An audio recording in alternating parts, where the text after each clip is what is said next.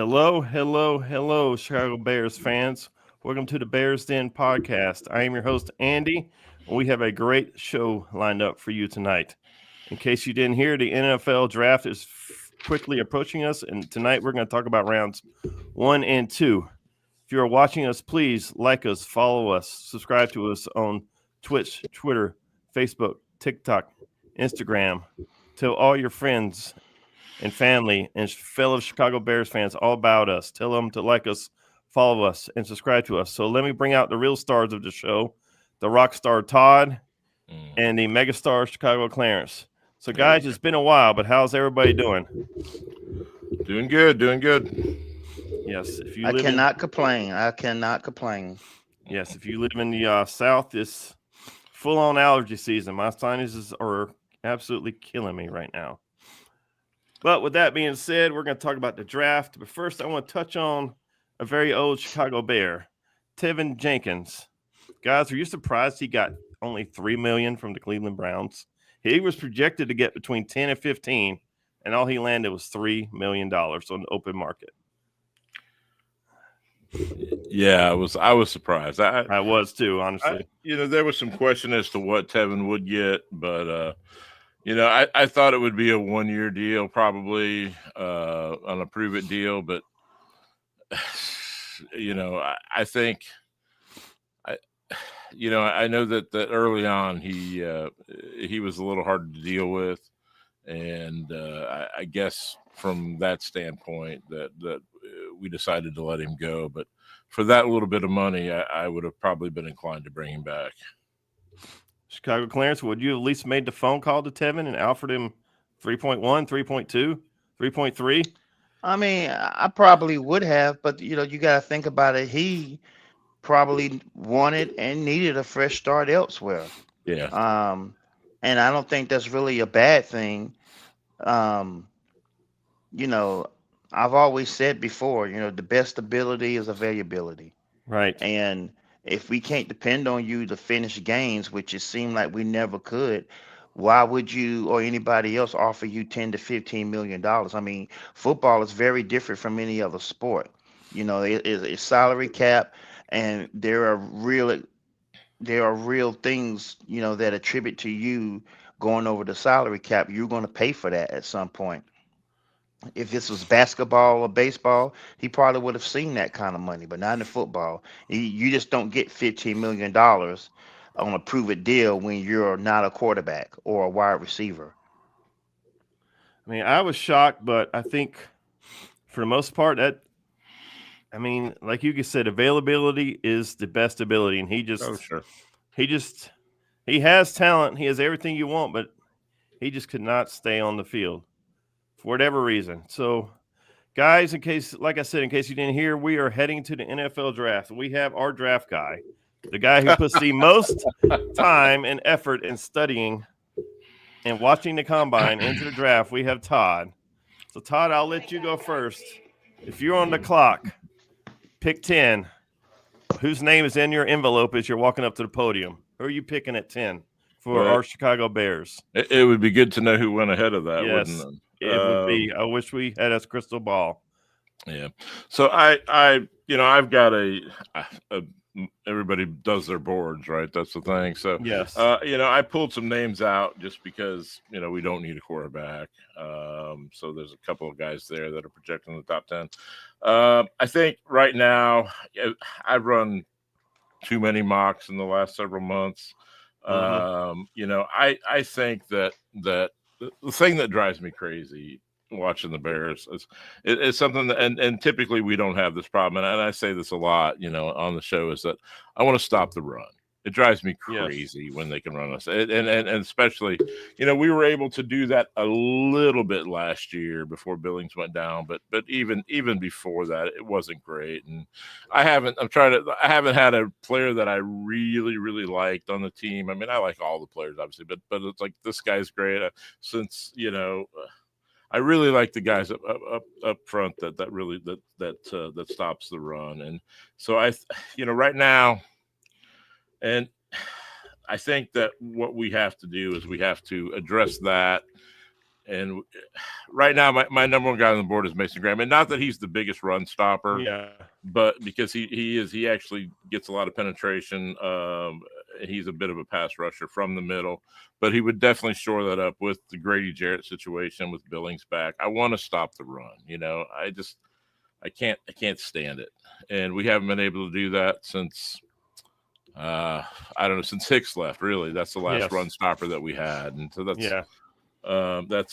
he was my favorite player for those couple of years just because of that situation. But I think right now he's my first choice. I don't expect him to be there. I think he probably doesn't get past 5 or 6. I like Membu, the tackle, although he's a right tackle, and that might not be the best fit, but maybe he can switch. I don't want to switch Brax. I don't want to switch Darnell. I want him to stay there.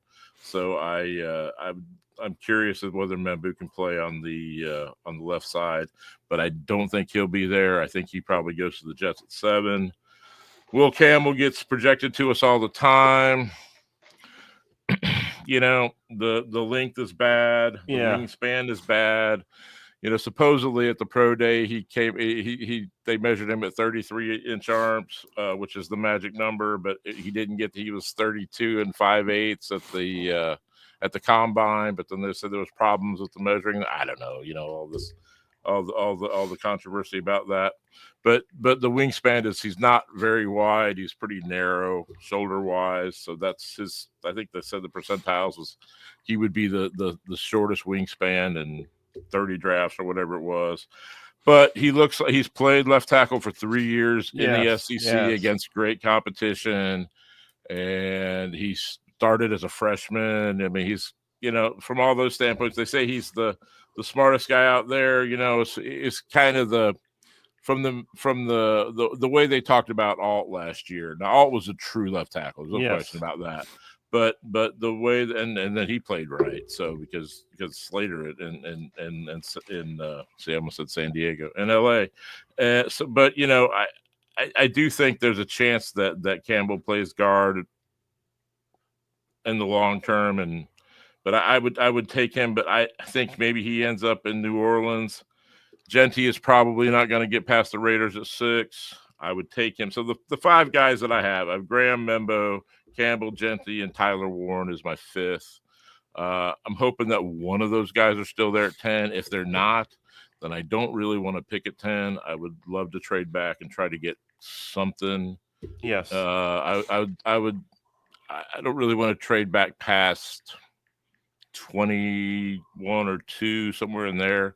And if you could get the second round pick from that team, if you could end up with another pick in the high 50s, I would jump at the chance to do that, because this draft to me is inconsistent. There's I think blue chip wise, there's just a couple of guys, and and then they talk about first round grades, and I think that there's maybe true first round grades less than 10 on this, and those are about half most of these drafts you see. They'll say, well, we've got 20 first round grades and we've got 10 blue chip players. You've got Carter and Hunter, and that's what you got, and probably Genty. You probably consider him a blue chip player. So you've got 3, and the player at 10 or 11, if those guys are all gone, is probably the same player you're going to get at 20 or 25 or even 30. And the player you're getting at 39 and 40 are probably the same as you're going to get at 50. So if you can get an extra 1 or 2 of those guys, that makes a big difference, because we've got to deal with, we've got we shored up the offensive line, but now we've got different problems. Now we've got contract expiring, and how do we spend this money? And now how do we get smart about projecting from that? We had to get bodies. Now we have bodies on paper that look good, but that creates different opportunities and situations. So anyway, I said a lot. Yes. Chicago Clarence, you're the gentleman of Chicago Bears. Who are you taking at number 10? Whose name's in your envelope? I'm not taking anybody. I'm trading that pick, and I'm not thinking twice about it. There's only 2 players that fall to me, maybe 3. Mason Graham being 1, Abdul Carter being 2, and Travis Hunter being 3. If one of those players fall to me at 10, I'm taking them.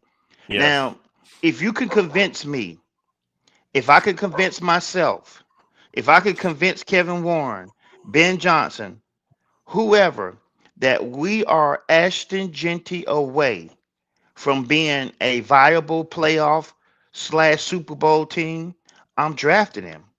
Yeah. Otherwise, I am not. And it is draft malpractice to draft a player simply because he's sexy. And I mean sexy being flashy player.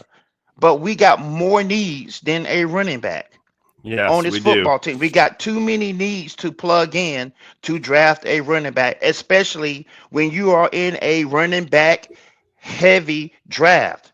It makes absolutely no sense to draft a running back at number 10 with the needs we have, and we got such a deep class this year. So there's no way I'm taking Ashton Genty. I'm taking that pick. I'm trading down. I'm trying to get me an extra pick.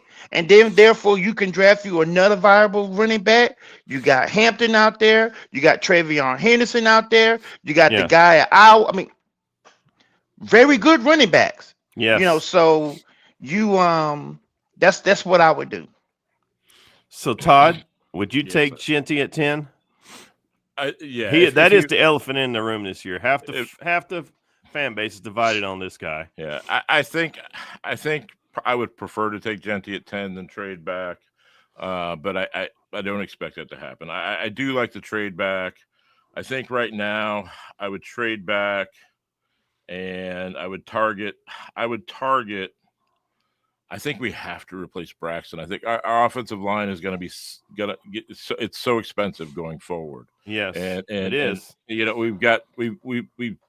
we signed 3 guys and we're paying them at the top of the market, and we have to sign Darnell. They're going to sign Darnell. They're going to keep, that's their guy. I mean, that's Poles' guy. So I mean, they're going to re-sign him, and they should. He's been very good.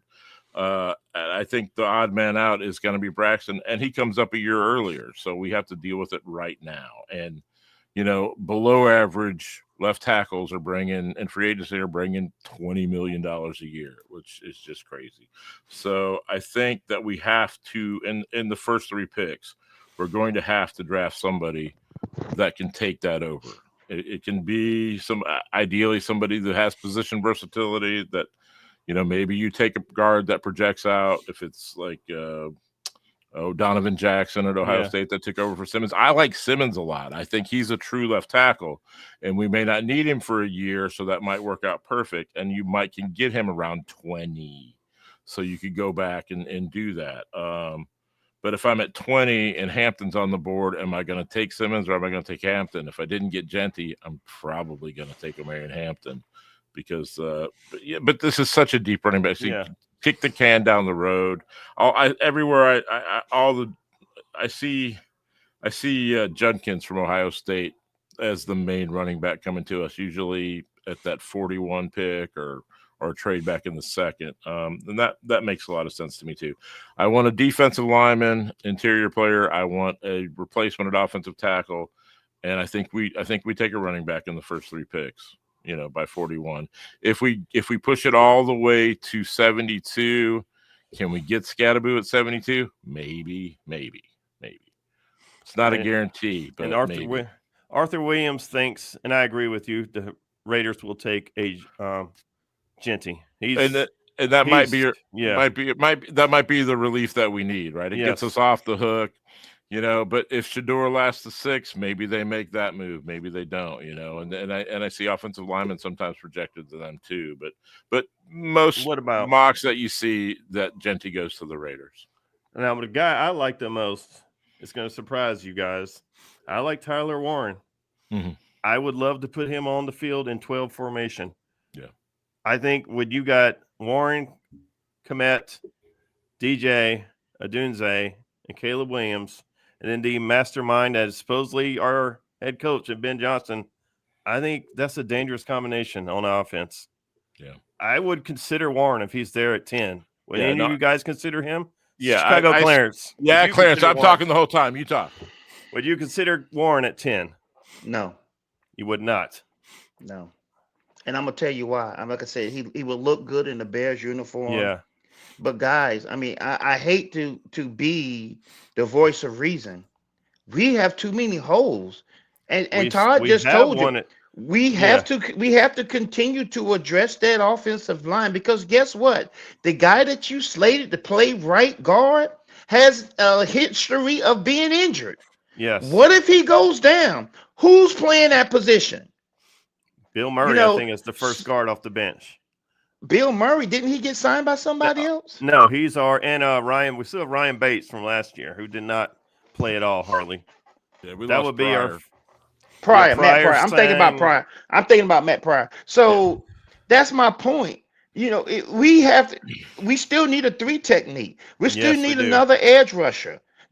So it's just responsible that Right. we think about other avenues, and that is a premium pick, meaning that guy needs to start. But your hole is not at tight end. Your hole is not at running back. Now, I Right. like Tyler Warren. I like his game a lot. I think Yeah, he's better than Cole Kmet I right do Oh now. yeah. too. Yeah, he Actually, is. But he is. the problem is we just got too many other holes at other positions. And as we can see, the Philadelphia Eagles won the Super Bowl based on the strength of their offensive and defensive line. If we want to even think about doing that, we have got to address that some more. Not just because we went out there and gave and made some moves in free agency and trades and what have you. We definitely need to take a serious look at left tackle. Yeah, Right. And yeah, you put Tyler Warren on there. Braxton Jones doesn't hold up. What are you gonna do then? So you basically wasted a first round pick because you still can't. You're still not giving Caleb the time to get rid of the okay. ball. Let me ask you guys this: other side of say we don't go offense, who are you taking on defense? Are you taking an edge player at all at 10? Any of these edge players sexy enough to go at 10? That's the reason why I said we Besides need to trade Abdul it. Carter. That's Besides the reason Abdul why I Carter. said we need to trade the pick. Would any of you guys consider Michael Williams from Georgia, Hell no, no, Carter, Jalen Walker? No, I don't like either of those Georgia guys. No, definitely not at 10. the problem with that is a lot of the guys that project out at 10 are these DPR guys that are really, really 3-4 outside linebackers that aren't going to set the edge. It's just that's the problem with, and I prefer to run our defense that way. I like the 4-3. I want somebody that can stop the run on the outside, and you get all these flashy 245-pound guys that are just designated pass rushers that aren't going to hold up.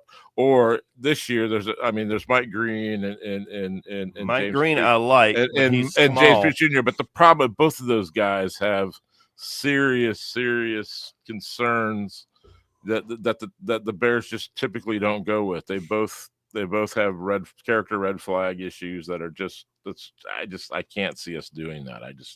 I think there's bigger, defensive ends in the second and third round that probably fit us better than those guys. I don't see that. Yeah, I think what we tend to do as Bear fans is we did this a little last year with just getting Caleb. We put the cart ahead of the horse. Yes, is we did. Warren is that a luxury pick? Can we do that? I mean, that's what you're talking about with Genty. Are we that close? No, we're not that close. No. That's absolutely true. And look, and there's tight ends. There's third round tight ends. There's Arroyo out of Miami that looks really good. He's had some. If you get to the third round and you look really good, there's always some sort of red flag, and I mean, not character, but injury red flags. He's had a little bit of that. There's Taylor out of LSU that projects out pretty well. I see him sometimes go in the second, so that may not work out, but that's Mason Taylor. That's Jason Taylor's son from the Miami Dolphins.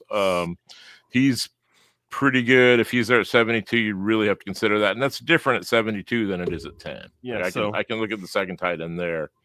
That makes sense to me. But yeah, go ahead. So our Barry Arthur Williams said he thinks the Bears will definitely go defensive tackle or offensive tackle. We got all drunk on the, hey, we can take BPA, but can we really? We probably really can't. So our pick should be Will Campbell at 10. I would take Will at 10. I would do it, and if he ends up being a guard in his second or third season, and then we replace somebody else at left, bringing somebody else at left tackle Yeah. again, then that's what we do. Chicago Clarence, if you have to take somebody at 10, who are you taking? Okay. You comfortable with Will Campbell at 10? No, and I'm gonna tell you why. Your guy who you selected at 10 has to start. You don't draft somebody and sit their ass on the bench at number 10. Because if you're gonna do that, then you might as well fucking take Genty. At least he can help you. You know, I'm not taking somebody and sitting them down for a year to learn behind nobody, unless you telling me we taking and his name escapes me, but the guy we just got from Kansas City and sliding him to left tackle and then plugging Campbell in, then and we're not doing doing that. So why would we select somebody at 10 just to bench him? That makes no sense. So who would you take it? You would take a defensive player that can contribute to the rotation at least? Is that who you would take, Chicago Clarence? So there is nobody in the draft at defense other than Travis Hunter and Abdul Carter that I would select at 10. Graham? There's no, and Mason Graham, sorry. Those are the only 3 players that I'm taking at 10. If none of them are very available, I am trading that pick. I mean, but you got to find a partner there. I mean, are you going to move that pick for a 3rd round pick? Are you going to? Houston wants to move up. Yeah, but you're going back to 25 if that's the case.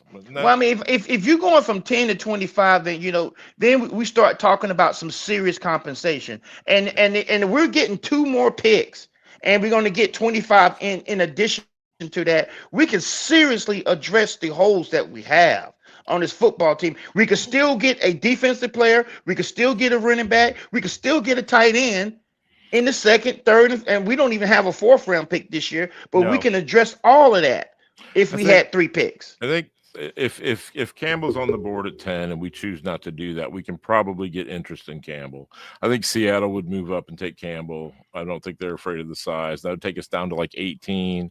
If I could get a back 3rd, 2nd round pick, whatever that is, around 60 for that. Oh, a 2nd round pick would be lovely. I would do that. So Arbori Arthur, who we invited to the show, who's is shooting pool tonight, said he agrees with Clarence. Clarence always gets all the love. For some reason, it's always Clarence, but that the top 10 pick should start. That if he's not a starter, he's a waste. It's a wasted pick. You guys agree? Does he have to start? If we decide to go offensive lineman, does he have to start? Yes. And he might. I think if they took Campbell, they might. Let me ask you guys. Start him over back because Jones is coming off. Braxton's coming off an injury. Let me ask you guys this. I've been hearing this on not on ES, but on sports radio in Chicago. If we draft him to offensive tackle in the draft right now, whoever, is he a better tackle than Braxton Jones right now? Right now, most of the people said no. There's not a better tackle, a left tackle in the draft than Braxton Jones is right now. Left tackle. That's the key, left tackle. I think Membu's better, but I think he's the right tackle. Yeah, I'll agree with that. What's the guy from Texas? Kevin Banks.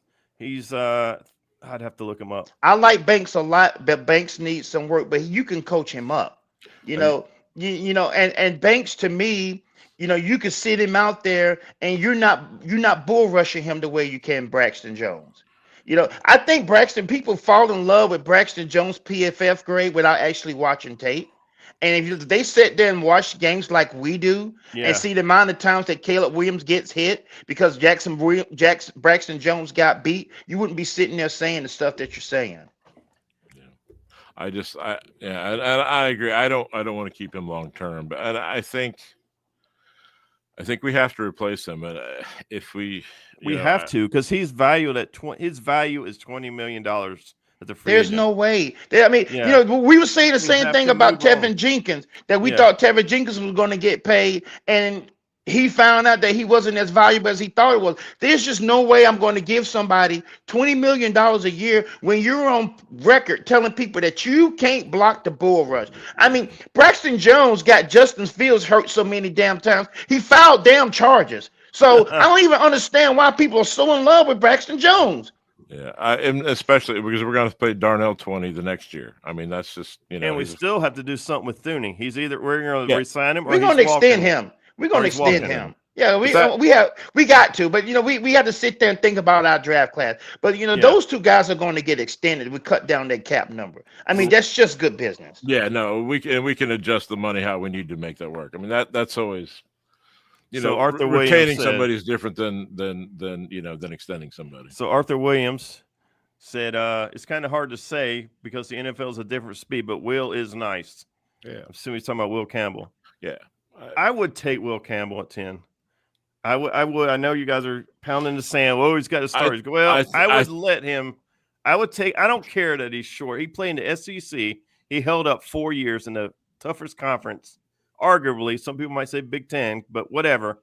I'm not a college football person, but I would be okay with taking him at 10 and letting him sit 1 year. Let Braxton Jones walk. Well, he faced the best competition. Yes, he did. He did that. But this is the thing I'm trying to get you to understand.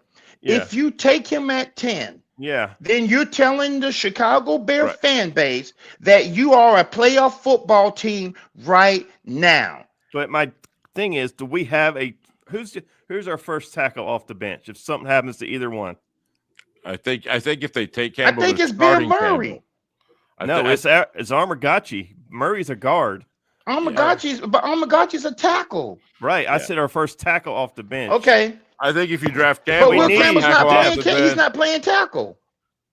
I think he would. If we draft him, we're going to start him at left tackle, and I think we should. And Braxton's going to be the swing tackle. And if all goes well, we trade Braxton at the deadline this year before it goes into sign and trade, and that's it. And that's the best case scenario. Okay, but this is my thing. If we selected him at 10, then he had better be starting, and it better be at left tackle. I'm not drafting him at 10 to sit him on the damn bench. That's crazy. I'd rather you just draft Genty. No, I think if Genty's there, they'll draft Genty. But if Genty's gone and Campbell's there, I think they draft Campbell and they start Campbell and Braxton's a swing, and we look to deal Braxton if we feel like they can develop Armagachi to be the swing. That's what I think happens. Braxton's too valuable to hang on to because you're going to have to pay him. So I think that's the scenario. But I think if they draft Will Campbell at 10, I think he's the starter at left tackle.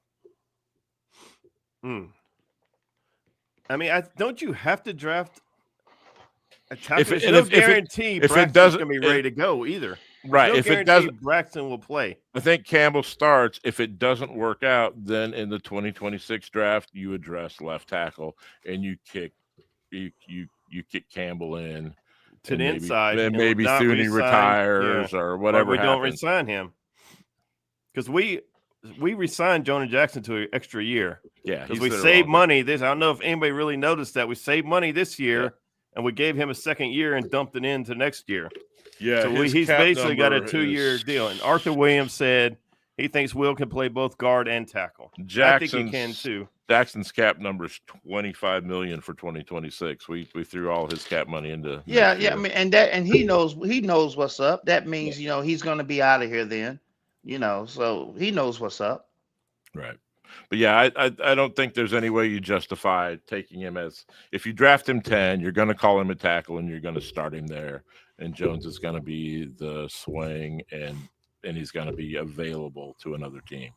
And if you did that, I'm not complaining. I really and truly not, because I want another running back and we can get that in the second round. I just don't want to draft anybody at 10 and sit their ass on the bench. And I definitely don't want to draft Genty at 10. But I thank God it's projected that other teams are going to come in and save us from ourselves.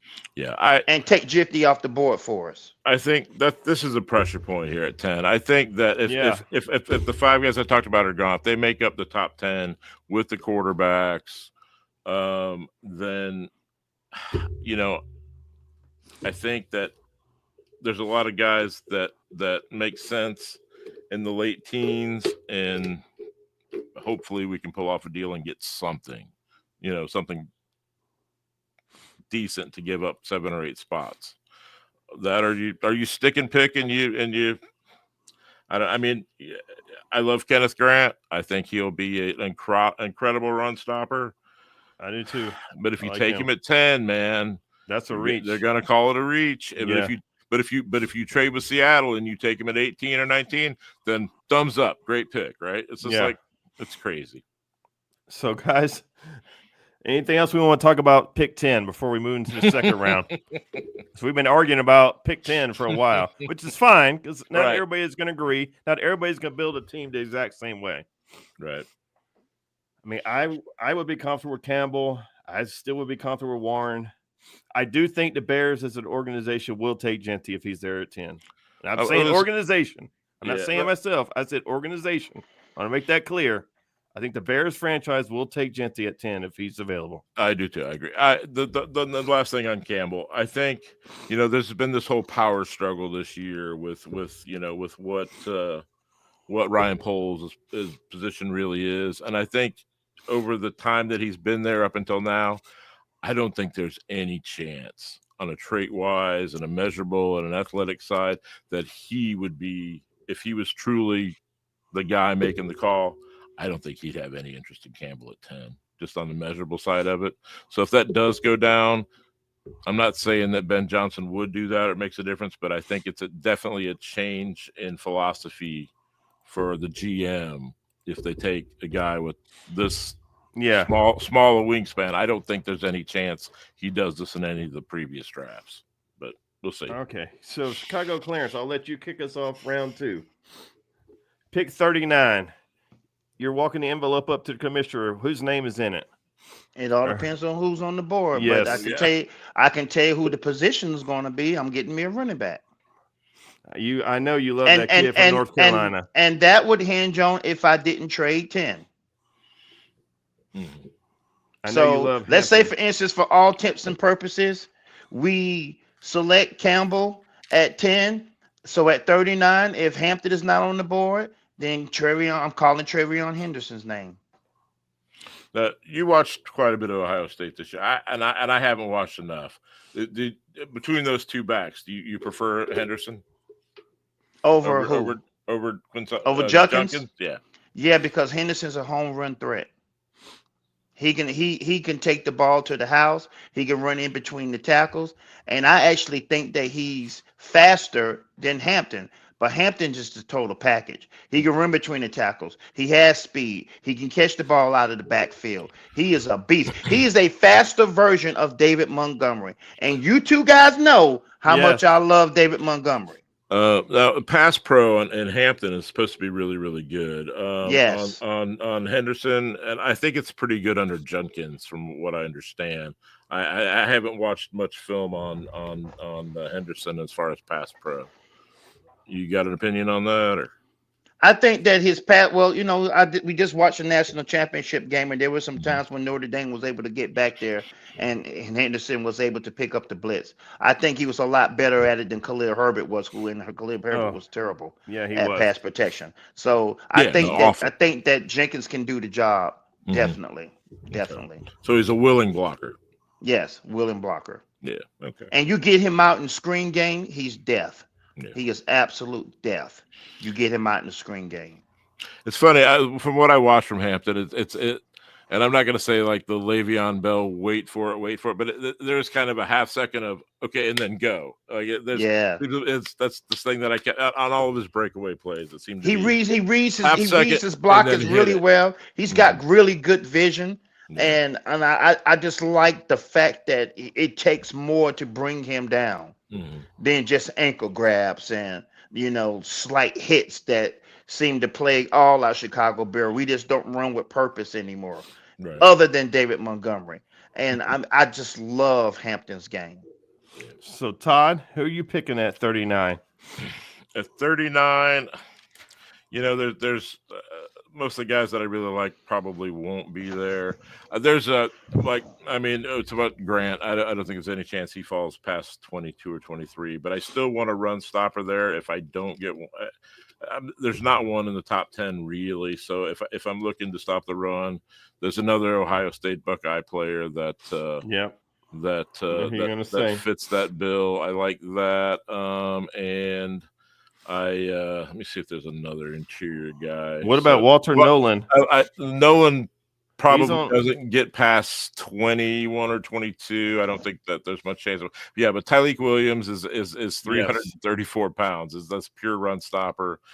Derek Harmon probably doesn't fall to 39, but I like him a lot too. He's at 313. He's a little more versatile than just labeled a run stuffer. But those two guys, there's guys later. There's third round guys that would fit that bill too. I think we have to get a running back. I think probably Hampton is gone at that point. So I think we're looking at either the Ohio State kids could be there or kid from Iowa. Yeah, there. There's some maturity issues there from what they say. I've seen him slip into the third a lot lately, and I think a lot of that's that. Just hearing rumors and watching too much draft coverage and everybody's opinions, but that he might be there at 72, and it's a gamble to wait to 72 for running back. I think there's a possibility to deal back from 41. Maybe you can split the difference there and still have one of the guys you're looking for. But there's a lot of fifth and sixth round guys too. But I think our room is pretty bad. So I think we probably need to use one of these top three picks for a running back. So none of you guys go edge at 39 yet? It depends. The kid from Boston College, I can't say his last name. Ezeraku is a DPR. He will probably never set an edge. What about the Arkansas kid, Landon Jackson? Jackson's injuries issues. He's 6'6". Yeah. I think Scorton is a better fit. He's 257. Scorton could be available. He's 6'3", 257. So size-wise, he's probably going to be a little better. I love Ezeraku. He got 16 sacks last year, but he's going to do nothing for you in the run game. That's just. What about the edge from Ohio State, JT? Yeah, Jack Sawyer. Jack Sawyer's a high motor player. Yeah, but his measurables were terrible. He's probably a fourth rounder. But yeah, Tuilumalu, he can play the run. He's 265. Yeah, I think 41 is a little rich for him. I don't think he makes it. If he makes it to the third, it's early third. If we can maneuver something and end up, further back in the second round, I would be interested in him. There's a kid named Jordan Birch out of Oregon that's solid. He's a late second, early third. He's interesting, but yeah, all the sexy guys are the DPR guys. That's just the way it is. So does anybody go offensive line at 39 if we go defense? Yeah. There's offensive names line. There. Yeah, I mean Zabel would be gone. Zabel's an interior player. Josh Simmons. Primarily Simmons is dropping because of his injury. Simmons is probably the guy that I take if I go back to 20. Unless it's going to be Hampton or Simmons. There's tackles. There's Josh Connolly out of Oregon is a true tackle. And he's pretty refined. This kid, Ariante Ursary out of Minnesota, is real raw. He's a project, whereas Connerly is a guy that could probably step in and play right away. There's a real raw kid out of Boston College, Ozzie Trapilio. He's a third rounder. Maybe at 72 you deal with that. But I think Connerly is probably the safest bet to still potentially be there at 39 and be able to come in and play right away. So Clarence, but outside of Hampton, who else would you grab at 30? If Hampton's off the board, who are you grabbing at 39? See, this is the reason why, one of the reasons why I wanted to trade the 10 pick. Yeah. Because you can move back and maybe grab two of those players that we can mention, and personally. I would trade the 10 pick too. I'm not against trading 10. Yeah, so personally, I'm trading the 10 pick with an eye on trying to get Hampton or Henderson and Grant. Two of those three. But I would, right now it's 10, 39, 41. If you tell me that I end up at 18 and 25, if I give up all of that, I turn 3 into 2, and I get Kenneth Grant, and I get a Marion Hampton, that's a win. That's a win for me. Because and like you said, it's so we drop down there and we get 18 and 25, and we still got our second round pick. No, it's conceivable. No, the 39 pick. Pick 39. I mean, we're Maybe. giving up 10 to move down. Yeah, We should, yeah, yeah. Maybe. Yeah. Okay. So it's conceivable that we can get Hampton or Henderson, Grant, and Simmons Yeah, with those picks. And if you told me we got three of those picks, I'm elated. Yeah, if you could get Hampton and the other two, you probably could get Henderson and the other two if we moved up. Yeah, exactly. Sure. Yeah. That's what I would. Hampton, you're playing with fire because if Genty's gone, Dallas is taking Hampton. Yeah. At 12. Yeah.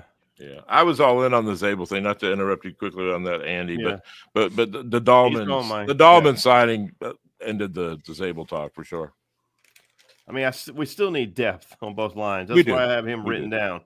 Yeah, but that's too much draft capital. Unfortunately, you have to find somebody in the third or fourth that you can make. You have to develop players. We say this every week.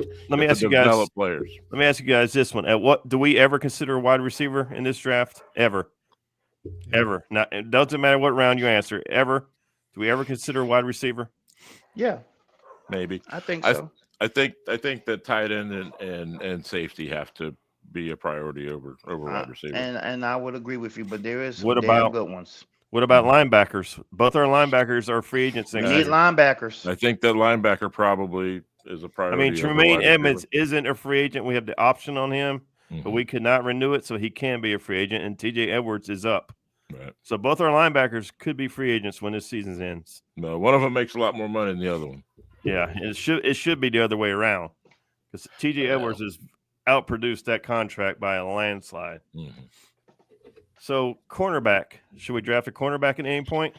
I think we need safety more than cornerback. I do too, but should we draft a corner? Because like we said, Kyler Gordon, Tyreek Stevenson, we're not keeping one of them. You keep saying that. I think Kyler Gordon's getting a contract extension. I think Stevenson will be the one we let go. Unless It's a big year for him. yes, it's a huge year for Tyreek Stevenson. And safety, I'm a hard yes on safety. Well, Kevin Bayard would be a free agent. Yeah, I mean, even if Brisker is. I would love for unfortunately- Brisker to come back and be Yes. everything that we want, but yeah, that's still. I mean, Bayard's 31. I mean, we're gonna have to address that. Yeah. So, guys, anything else you want to add to round 1 and 2 before we sign off? Anything at all? No, so much for being BPA, right? It still dictates what we kind of need. So, but probably this will all get scrapped, and we'll end up taking Will Johnson, the cornerback, right? That's a possibility. Yeah, it is So, a possibility.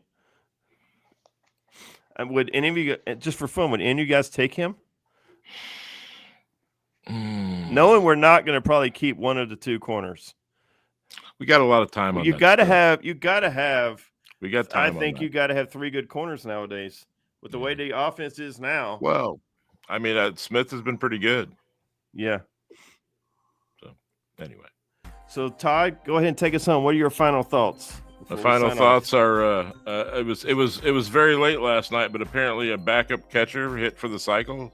Did Carson Kelly, our catcher, our backup catcher for the Cubs, hit for the cycle against the Sacramento, Oakland, California A's. I don't know what Yes. they're called. They're going to be But, Vegas soon, aren't they? One day. Yeah, it's Vegas. It's going to be. I don't know if it's next year or the year after, but yeah, he was about a foot from 3 home runs, but one careened the wrong way, and he turned it into a triple and hit for the cycle. First time since 1993 for the Cubs. That was Mark Grace. So figured it was worth mentioning. Yeah.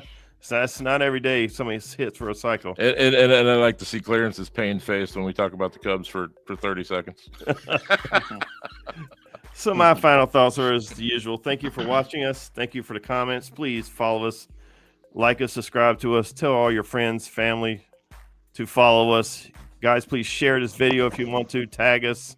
We're on Twitch, Twitter, Facebook, TikTok, Instagram. And my final thoughts is I'm ready for the draft. I'm very curious to see what we do with 10 because I really can't predict being a fan, I really can't predict who we're going to draft. I really can't. I think we need to go trenches But like I said, it's not going to surprise me if we draft Genty at 10 if he's on the board at all. It will not shock me. So, Chicago Clarence, are you mad, pissed off, angry? What are your final thoughts? Blood pressure raised? You taking more medication, less medication now that the Tar Heels are done with their season? Well, as you guys know, that we are still in March Madness, but the Final Four is coming up this weekend, and our arch rivals find themselves in it. And Yes. by a lot of the Vegas people seem to believe that they are going to be the team that wins it all. It absolutely galls me. Absolutely I know galls it does. me I know it does. to see Duke in the Final Four, and their journey to the Final Four is what bothers me the most, because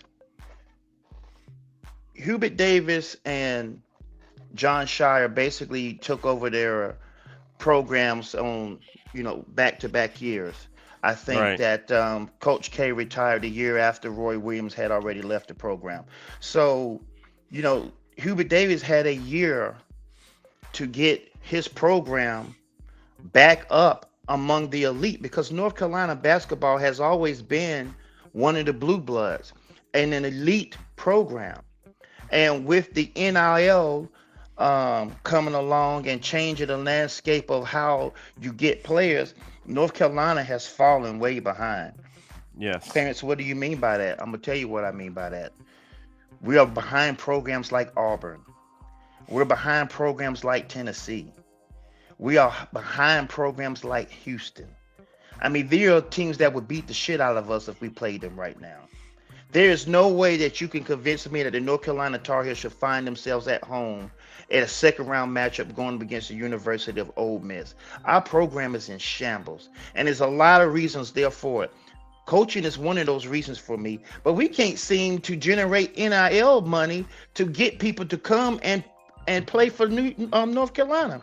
We had never, should we ever have to beg people to come play at the University of North Carolina.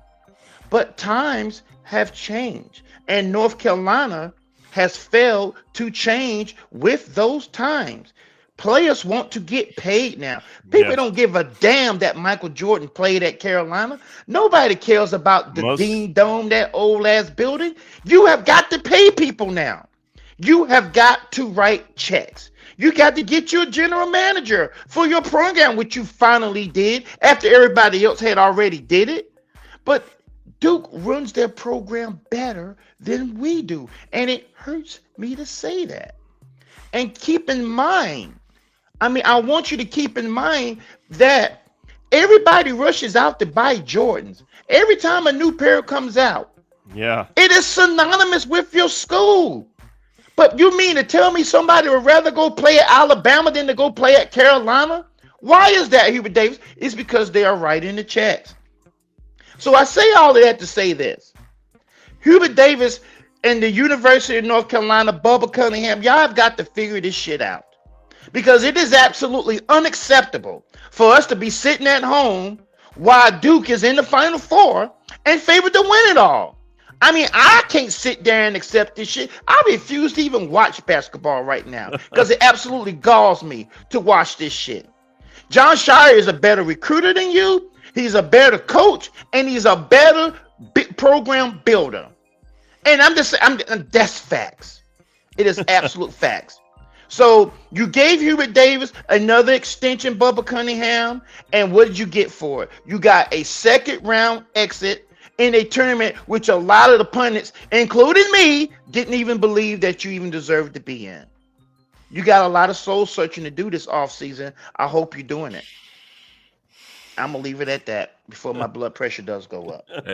Before we take off, I'm going to go ask my 15-year-old daughter. She's well aware of Jordans. I'm going to ask her, what is a Jordan? What's that about? I was going to say that, Clarence. She'll just say, oh, they're just shoes that people wear. I'm going to say, I guarantee you she doesn't know that Michael Jordan. I'm going to say most kids playing the game right now, they know who he is. And I think you've got to be really dumb if you don't know who Michael Jordan is and you're attending North Carolina. But most of them have never seen him play. Most of the kids alive now playing basketball, I've never seen him play Yeah, I guarantee live. she wouldn't think about asking Or for Dean Smith. $300 for a pair of Jordans. But I said, well, tell me about Jordan. What's that? She's like, I would say most of them. They're just shoes. Yeah. Yeah. I mean, Jordan is what, in his 60s now, right? He Yeah. retired at 40, so he hasn't played for 20 something years. So most of the kids have not seen him play. Nah, she wouldn't know. No, I don't. But is it, having Jordan and the shoe brand is an institution now. Yeah. Yeah. But it's no longer an institution in the world of college basketball. Everybody's freaking wearing them now. Yeah, But but you know, NIL money. Yeah, but they have Yeah. got to figure out a way to bring that over and help their program. It can't simply say, "Oh, come play for us because Jordan did." That shit don't work no more. No, You got to write it's not. checks. Yeah. You got to pay these kids. It's surprising. I mean, there should be the allure of it all. The deem done that should matter, but that's a different generation. So It's yeah. a different world now, and they have got to change with that, and that's the reason why they find themselves in the position that they find them in. Nobody cares about North Carolina basketball anymore. Right. You're not going out there and going into somebody's living room and trying to convince them and their parents to send their kid to your school when there's no money involved. There's money involved now. So if there's money involved, then you've got to pay. Yeah. And that's what we're not doing. Sounds like the Bears. For how many years we didn't pay coaches? We didn't pay this. We didn't pay that. We're finally paying to see if Yeah. it pays off for us. And I'm trying to figure out the best way to budget, saying we got to make this move because we can't Yeah. afford to pay all these linemen. Yeah, that's true. So we're trying to be responsible. So with Eddie. that, again, thank you for watching. Until next time, bear down, everyone. Right now.